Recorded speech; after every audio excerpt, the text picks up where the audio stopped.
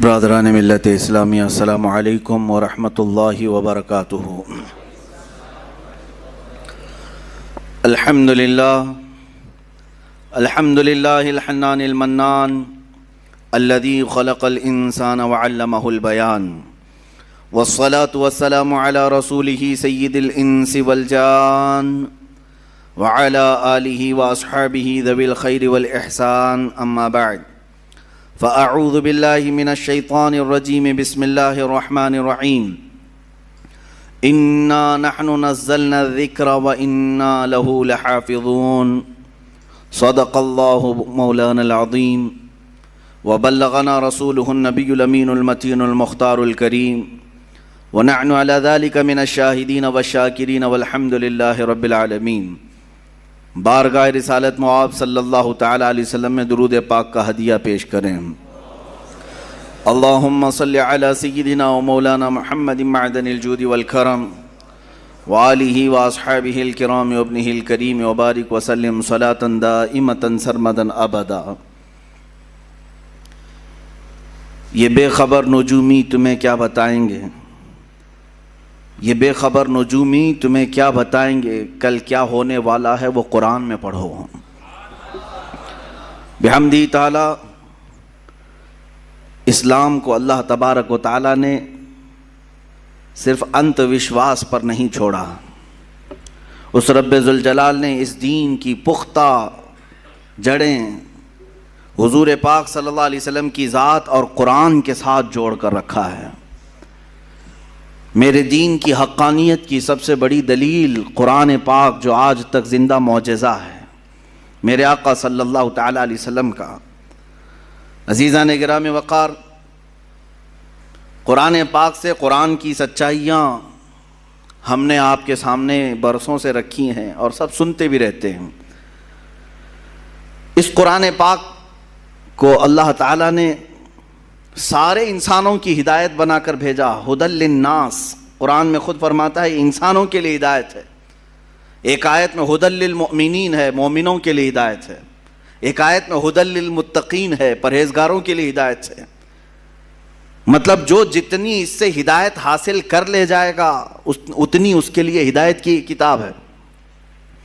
صرف ہدایت ہی کی کتاب نہیں بلکہ بیمار ہو تو شفا کی بھی کتاب ہے، بھوکے ہوں تو تمہارے رزق کے لیے بھی یہ مداوا بن جائے گی۔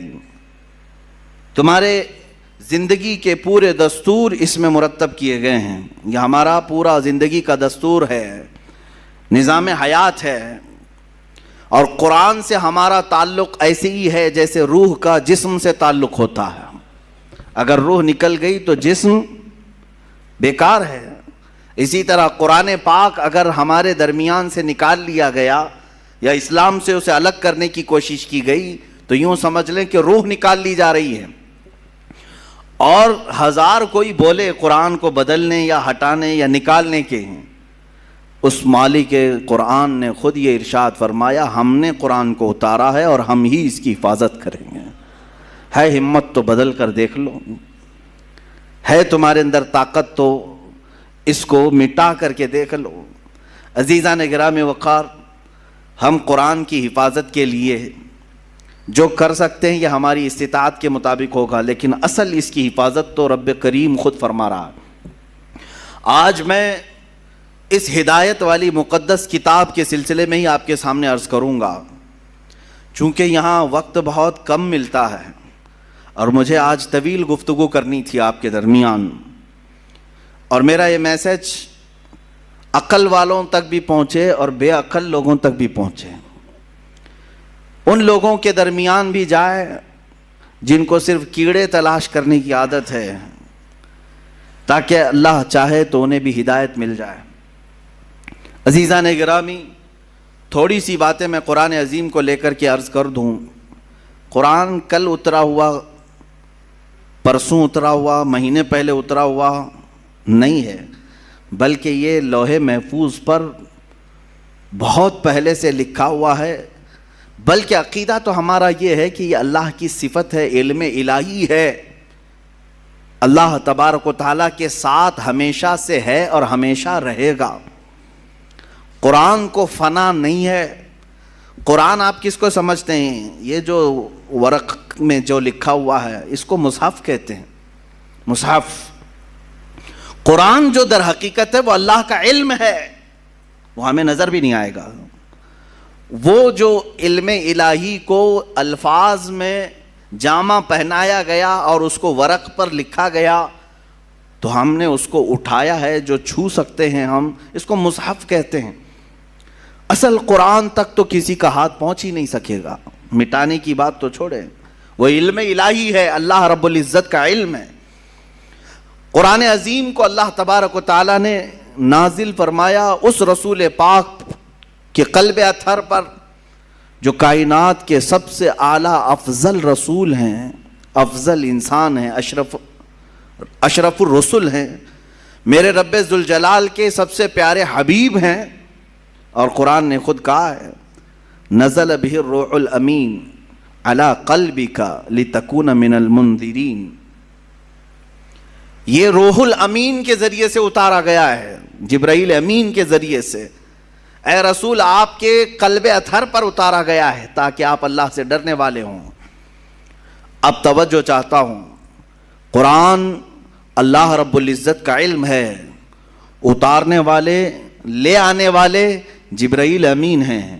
جس پر اتارا گیا وہ محمد الرسول اللہ ہیں صلی اللہ تعالی علیہ وسلم. ان ذوات کی بات میں کر رہا ہوں، نہ کوئی اللہ رب العزت کے شان تک کوئی پہنچ سکے گا، نہ اس کے متعلق برا بھلا کہہ کر کے اس کی شان میں کوئی کمی کر سکے گا، نہ اللہ تبارک و تعالیٰ کو کوئی ضرر پہنچا سکے گا، نہ جبرائیل امین تک کوئی پہنچ سکے گا، نہ ہی محمد الرسول اللہ صلی اللہ علیہ وسلم تک. اور جب ان تین کے ذریعے سے اللہ رب العزت نے قرآن اتارا جبرائیل کے ذریعے سے میرے آقا صلی اللہ علیہ وسلم کے قلب اطہر پر، تو قرآن جو رسول پاک کے سینے پر اترا وہ اتنا محفوظ اتارا گیا ہے، اتنا محفوظ کہ صبح قیامت تک 1000 مشینیں، 1000 کمپیوٹر، 1000 انٹرنیٹ لے کر کے بھی اس میں رد و بدل نہیں کر سکیں گے، نہیں بدل سکیں گے.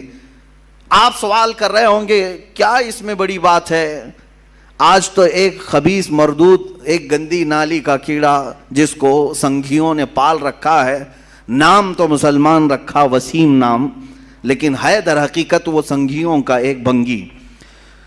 اس نے یہ قرآن کو الگ چھاپنے کی کوشش بھی کی اور آیتیں حذف کر کے 26 آیتیں ایک نیا قرآن شائع کرنے کی بات کیا. پہنچا کیا تمہارے پاس قرآن؟ کسی کے پاس آیا ہے قرآن؟ اس کے گھر والے بھی نہیں پڑھ سکے ہوں گے. اس کو شاید ہو سکتا ہے پوری انٹرنیٹ کی دنیا مدد کرے، ایپلیکیشن بنانے والی آئی ٹی ٹیم بھی مدد کر کے دے دے. میرا چیلنج ہے اس کی موت تک بھی یہ اس کا بنایا ہوا ایپلیکیشن چل نہیں سکے گا. یہ کیا سمجھتا ہے کہ پہلی مرتبہ یہ بہت بڑی ڈینگ مار لیا، بہت بڑا اس نے تیر مار لیا؟ اس سے پہلے بھی بہت سارے لوگ آئے اور قرآن پاک کی تحریف اور تبدیل کی کوششیں کرتے رہے، لیکن چونکہ مولا نے جب یہ کہہ دیا ہے کہ ہم ہی اس کی حفاظت کرنے والے ہیں. اور ایک آیت میں تمہیں بتا دوں، اتنی پاورفل آیت ہے، 15ویں پارے کی آیت. رب تعالیٰ فرماتا ہے قُلْ لَئِنِ اجْتَمَعَتِ الْإِنسُ وَالْجِنُّ عَلَىٰ أَن يَأْتُوا بِمِثْلِ هَذَا الْقُرْآنِ لَا يَأْتُونَ بِمِثْلِهِ وَلَوْ كَانَ بَعْضُهُمْ لِبَعْضٍ ظَهِيرًا. اے رسول آپ فرما دیں سارے جنات، سارے انسان مل جائیں اور ایک دوسرے کی مدد کریں اور سب مل کر کے چاہیں کہ میرے اس قرآن کی طرح بنا لیں تو ہرگز وہ بنا نہ سکیں گے. اتنا پاورفل چیلنج ہے، نہیں بنا سکیں گے. تم نکالنے کی کوشش تو کیے، دوسرا بنا کر کیوں نہیں لا سکے آج تک؟ خرابیاں ڈھونڈنے کی تو کوشش کیے، ایک اور قرآن کیوں نہیں بنا سکے آج تک؟ اس کے میسیجز کیا تم سمجھتے ہو عربوں کی طرح القاریہ ملقاریہ وما ادراک ملقاریہ؟ ایک سورے کو دیکھ کر کے کچھ عرب کے شاعروں نے بنا لیا تھا الفیل ملفیل وما ادراک ملفیل خرطومہ طویل. اس آیت کے وزن پر انہوں نے بھی سوچا ہم بھی بنا لیں گے، لیکن وہ خود ہی ہنس پڑے بنا کر. ان کو خود ہی لگا کیا بھدا ہم نے بنایا ہے. القارعۃ ما القارعہ، اس کا معنی ہی کچھ اور ہے، دل دہلا دینے والی۔ وہ قیامت کے متعلق ہے، کیا دل دہلانے والی، تم کیا جانو کہ کیا ہوتی ہے دل دہلانے والی۔ وہ قیامت کے منظر کو اللہ بیان فرما رہا ہے سورہ قاریہ میں، اور اس کے بدلے میں کچھ عرب کے جاہل شعراء بہت پیسے لے کر بنا کر لائے تھے کہ ہم بھی اسی ٹائپ کا کچھ بناتے ہیں۔ اور بنایا کیا، الفیل ملفیل وما ادراک ملفیل، ہاتھی تم کیا جانو ہاتھی، خرطومہ طویل، اس کی سونڈ لمبی ہوتی ہے، اس کی پونچھ چھوٹی ہوتی ہے۔ اور اس کے بعد پھر ہنسنے لگے، یہ کون سی سورہ ہے، یہ کون سی سورہ بنی۔ وہ خود اپنی بنائی ہوئی چیز پر ہنس پڑے اور پھر پھاڑ کے پھینک دیا۔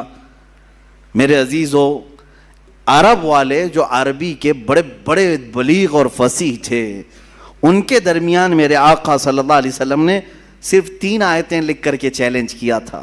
خانہ کعبہ پر پہلے شاعروں کے شعر لٹکائے جاتے تھے، کیونکہ عرب میں اس وقت لٹریچر کا دورہ تھا۔ جو سب سے اچھا شعر لکھتا وہ خانہ کعبہ کے دروازے پر لٹکایا جاتا، اور جب کوئی دوسرا اس کا جواب لکھتا تو یہ پہلا والا نکال دیا جاتا، پھر نیا والا لگایا جاتا تھا، مقابلہ ہوتا تھا۔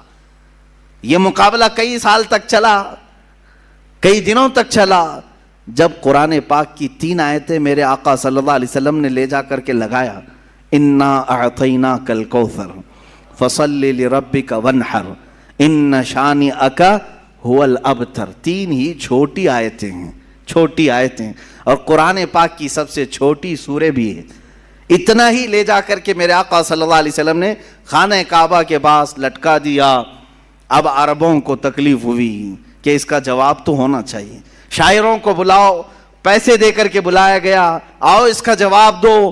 بہت سارے آئے، دیکھے، کیونکہ اس کا جواب لکھنا معمولی نہیں تھا۔ یہ ہے تو چھوٹی سورہ، لیکن معنی کے اعتبار سے ہر آیت میں ایک سمندر موجود ہے۔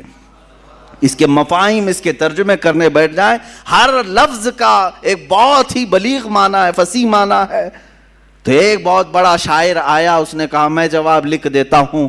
اس نے اس کے نیچے اپنی جانب سے لکھ دیا ما ھذا کلام البشر، اسی کے وزن پر لکھا اس نے، انا اعطیناک الکوثر فصل لربک وانحر ان شانئک ھو الابتر، اتنا لکھا تھا۔ نیچے اس نے جا کر کے لگا دیا ما ھذا کلام البشر۔ وہ کہتا ہے میں اس کا جواب یہ لکھتا ہوں، یہ بشر کا کلام ہو ہی نہیں سکتا، یہ کسی انسان کا کلام ہو ہی نہیں سکتا۔ اس کے بعد پھر یہ خانہ کعبہ پر یہ لٹکانے کا سلسلہ بھی بندی ہو گیا۔ آخری مرتبہ قرآن کی وہی سورہ لگائی گئی، اور آج تک پھر دوبارہ کوئی چیلنج کے لیے لا نہیں سکا۔ عزیزان گرامی، میں تم سے یہ کہنا چاہتا ہوں کہ تمہارے ہاتھوں میں جو قرآن مقدس ہے اس کو معمولی نہ سمجھو۔ یہ اللہ رب العزت کی سب سے اخیر میں آنے والی کتاب، سب سے عظیم اسباق لی ہوئی کتاب، جس کے اندر اللہ نے زمانے ماضی کے قصص بھی بیان کیے، احکام شرعیہ بھی بیان کیے، آنے والے حالات بھی بیان کیے، تمہاری زندگیوں کی کامیابیوں کے راز بھی بیان کیے، لوگوں کے تباہ ہونے کے اسباب بھی بیان کیے، لوگوں کے معاشی حالات کیسے صحیح ہوں اس کے طریقے بھی بیان کیے، تمہارے اخلاق کیسے درست ہوں یہ تمام نکات بھی بیان کیے۔ یہ قرآن پاک ذخیرہ ہے علوم کا۔